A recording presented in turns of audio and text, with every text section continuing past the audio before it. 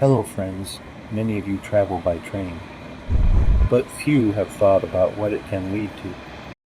The train was late, as usual.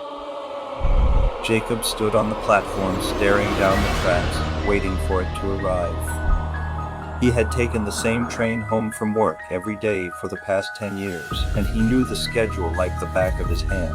But tonight was different. As the train pulled into the station, Jacob could see that there was something off about it. The lights flickered, and the windows were covered in a thick layer of grime. And when he stepped onto the train, he could feel a chill run down his spine. The other passengers seemed just as uneasy. They sat in silence, their eyes fixed on their phones or their books. No one dared to make eye contact or speak to one another. As the train pulled out of the station, Jacob could feel a sense of dread settling over him. He had never felt this way before. Not even during the worst thunderstorms or the most severe delays. And then, as the train rumbled through the tunnel, the lights flickered again. When they came back on, Jacob saw something that made his blood run cold. There was a figure standing at the end of the car, its face obscured by a hood. Jacob couldn't tell if it was a man or a woman, or even if it was human at all. All he knew was that he had a feeling of pure terror in the pit of his stomach.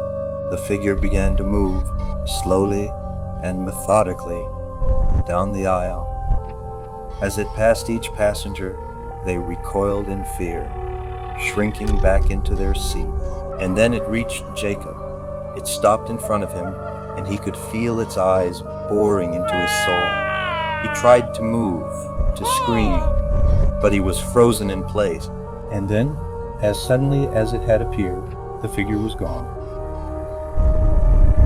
Jacob looked around, but there was no trace of it anywhere. The other passengers resumed their activities, as if nothing had happened, but Jacob knew that something had changed. He could feel it in the air and the way the train shook and rattled as it hurtled through the darkness. He knew that he would never be the same again, and he knew that the train would never be just a train again. Every year, hundreds of people die under train tracks.